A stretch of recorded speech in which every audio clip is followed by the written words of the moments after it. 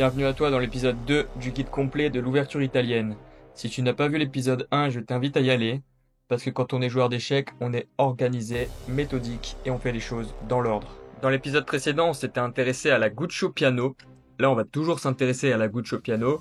Le premier épisode portait sur la Guccio Pianissimo. Aujourd'hui, on va s'intéresser particulièrement à la variante de Greco. On va parler un peu de son histoire, ensuite je parlerai des idées stratégiques de l'ouverture, puis on verra en détail ses variantes. Lui, c'est Gioacchino Greco, l'homme à l'origine de la variante de Greco. On le surnommait aussi le Calabré parce qu'il était originaire de la région de Calabre, au sud de l'Italie. C'est un maître d'échecs du XVIIe siècle qui a complètement révolutionné la manière dont on perçoit les ouvertures. Avant lui, les ouvertures se jouaient sans structure ou plan préétabli. La grande force de l'ouverture que je vais présenter aujourd'hui, c'est qu'elle est très tactique. Les noirs peuvent très facilement faire des erreurs, et avec les blancs, on peut très violemment les punir. La variante de Greco commence de façon classique pour une italienne, avec E4, E5, cavalier F3, cavalier C6, fou C4, fou C5. Ici, on joue C3 pour préparer la poussée au centre. Pour l'instant, il n'y a rien qui bouge par rapport à ce qu'on avait vu dans l'épisode 1, la Guccio Pianissimo. Les noirs jouent cavalier F6, c'est comme dans l'épisode d'avant toujours. C'est ici que le coup va changer. On avait vu dans le premier épisode D3 pour protéger le pion, vraiment une ouverture tranquille. Ici, on va opter pour une ouverture un peu plus agressive. On ne va pas protéger le pion, ou du moins on va le protéger d'une autre manière. On va jouer D4. L'idée c'est de contre-attaquer le fou. Le fou est attaqué, donc les noirs n'ont pas le temps de capturer le pion en E4. Les noirs capturent le pion, on recapture le pion, qui est protégé deux fois. Il est attaqué une fois par le fou, une fois par le cavalier, mais nous on le défend deux fois aussi, du coup les noirs ne peuvent pas prendre. Et ici, à ce stade de la partie, il existe déjà une très mauvaise option pour les noirs. C'est pas l'option de la variante si jamais les noirs veulent bien jouer. C'est fou B6, et c'est mauvais pourquoi ? Parce que ça nous laisse tout le centre. Les noirs n'ont pas de pion au centre, ils n'ont pas le contrôle du centre, tandis que nous, on a tout le centre pour nous. Donc je vais montrer une variante illustrative pour illustrer comment tu peux défoncer ton adversaire si jamais il fait l'erreur. Tu commences par E5, le cavalier doit reculer, tu le rechasses, il recule en H6. La position blanche est vraiment un rouleau compresseur ici, on vient littéralement écraser les noirs, on continue l'écrasement avec D6, le cavalier est attaqué, il doit reculer, on joue fou G5, la dame est attaquée, elle n'a pas de case, si on veut garder la dame on doit jouer F6, mais là on prend, et si les noirs prennent, bon, on menace, attention ici on menace F7 si les noirs ne prennent pas, et on va gagner la dame de force, donc les noirs prennent, et ici on a gagné une pièce. Si jamais un peu avant, les noirs se disent qu'ils peuvent mieux s'en sortir en prenant ce pion, ce n'est pas le cas. Parce qu'ils capturent, on recapture, le cavalier est attaqué, il doit bouger, on rejoue le fou G5, et la dame n'a toujours pas de case, elle peut pas aller sur C7, c'est contrôlé par le pion, donc il y a toujours F6 forcé, et ici, on peut récupérer le cavalier, et jouer par exemple dame D5. Là on voit qu'on est vraiment mieux, c'est visuel, on menace mat, les noirs doivent jouer, je sais pas, par exemple pour Paris, ils doivent jouer tour F8. Bon, la position est complètement morte. J'espère que tu sais gagner ça. Fou B6, c'est pas bon. Ici, avec les noirs, on doit plutôt jouer fou B4, échec. Avec les blancs, on a plusieurs options pour parer l'échec. On peut par exemple jouer fou D2 ou cavalier D2 aussi. Mais le coup qui nous intéresse ici pour la variante de Greco, c'est cavalier C3. Et c'est d'ailleurs en jouant ce coup qu'on entre dans la variante. On pourrait se dire ici que les blancs ne sont pas bien parce que le pion E4 est en l'air. Il n'est pas défendu par le cavalier C3 parce que le cavalier C3 est cloué par le fou B4. Mais c'est ce qu'on veut, laisser ce pion. On veut laisser ce pion au noir dans l'objectif d'obtenir des compensations. De toute manière, s'ils ne le prennent pas et qu'ils jouent un autre coup, par exemple D5, ils vont se retrouver pas bien. Je vais montrer quelques variantes. Par exemple D5, on peut juste capturer, les noirs capturent. Ici, on va faire petit roc pour se déclouer le cavalier.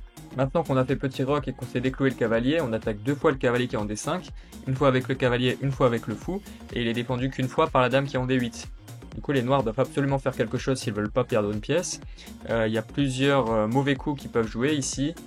Par exemple, si jamais ils prennent du fou là, et qu'on reprend, ils pourraient se dire qu'il y a un pion en l'air et le capturer, mais c'est un piège. Ici, on peut juste faire par exemple dame E1, échec, et on va récupérer le cavalier.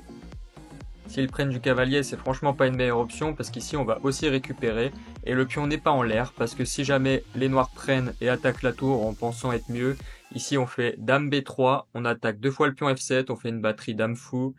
Si les noirs prennent, bah ici leur heure est de mort, parce qu'on fait fou prend F7, le roi décale, on fait fou A3 échec. Là les noirs peuvent parer avec cavalier E7, mais on va jouer tour E1, gagner le cavalier de force, on a un roi extrêmement faible côté noir.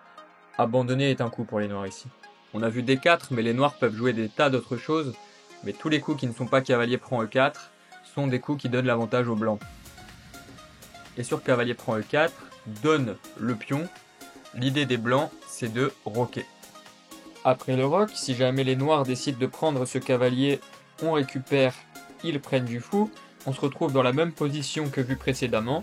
Ici on peut juste jouer dame B3 et c'est à peu près la même chose, à quelques nuances près. Si jamais les noirs prennent la tour, on prend, le roi décale en F8, et ici on va pas jouer fou A3 parce que ici il n'y a pas eu de D4, du coup les noirs peuvent simplement jouer D6, mais on va faire la même chose de l'autre côté avec fou G6.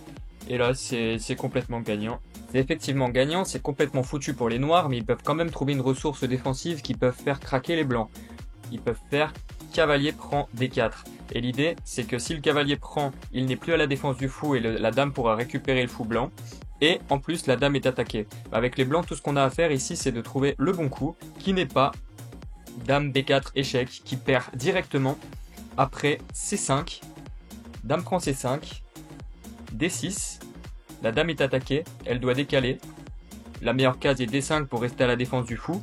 Mais ici, cavalier prend F3, pion prend F3, et le fou revient en défense. Et la dame n'est plus en prise. Le bon coup ici, ce n'est donc pas dame B4, mais dame A3 échec. Sur dame A3 échec, les noirs peuvent parer l'échec comme ils le veulent. Mais cela ne change rien au fait qu'on récupère la dame au prochain coup. Et il n'y a plus aucun problème. On pourrait se demander si cavalier E7 défend. La réponse est non. Là, les noirs vont se prendre une attaque d'une violence terrible. On commence par cavalier E5 pour dangereusement rapprocher le cavalier du roi ennemi. Les noirs prennent le pion D4 parce qu'ils n'ont pas grand chose de mieux à faire. Et là, on a un coup exceptionnel, c'est fou G6. L'idée, c'est qu'en fait, on menace dame F7 échec et mat. Et on est soutenu par à la fois le cavalier, à la fois le fou. Donc en fait, que les noirs prennent l'un ou l'autre pendant ce tour, ça ne change rien. S'ils prennent le fou, on va se servir du cavalier et de la dame pour mater. Et s'ils prennent le cavalier, on va se servir du fou et de la dame pour mater. Donc en fait, le seul moyen ici de parer l'échec et mat pour les noirs, c'est de jouer D5 pour empêcher la dame d'avoir accès à la case F7. Mais ici, on va juste jouer dame F3 échec. Les noirs jouent fou F5 pour parer l'échec. On récupère le fou. Les noirs récupèrent le cavalier car il n'est pas protégé. Ici, on joue fou E6 échec. Les noirs peuvent jouer fou F6 pour parer l'échec. On va venir récupérer, les noirs reprennent et on menace mat. Au prochain coup, c'est imparable. Donc ici, le bon coup avec les noirs, ce n'est pas de jouer cavalier prend C3, mais de plutôt jouer fou prend C3. Ici, on va pas se précipiter sur le fou avec les noirs, on va pas le récupérer tout de suite, on va d'abord intercaler D5. Le cavalier bouge en E5 et maintenant on récupère le fou.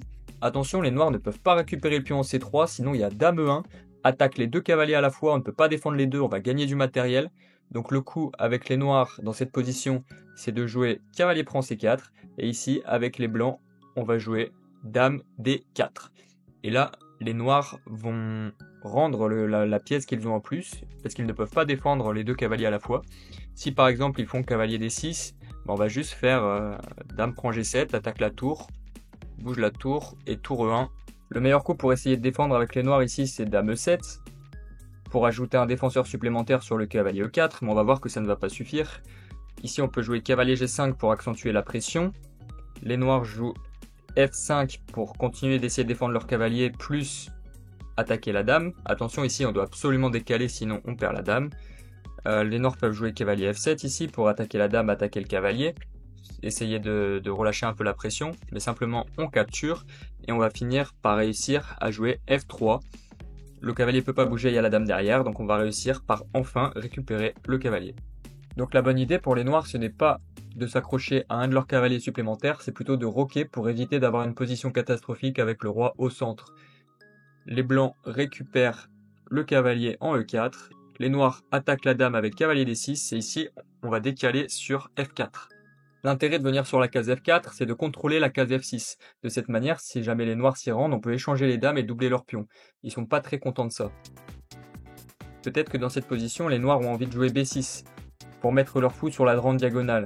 Dans ce cas-là, on peut jouer fou à 3 et ce coup va récupérer le pion qu'on a en moins. Parce que le cavalier est cloué et que le seul défenseur de ce cavalier, c'est ce pion.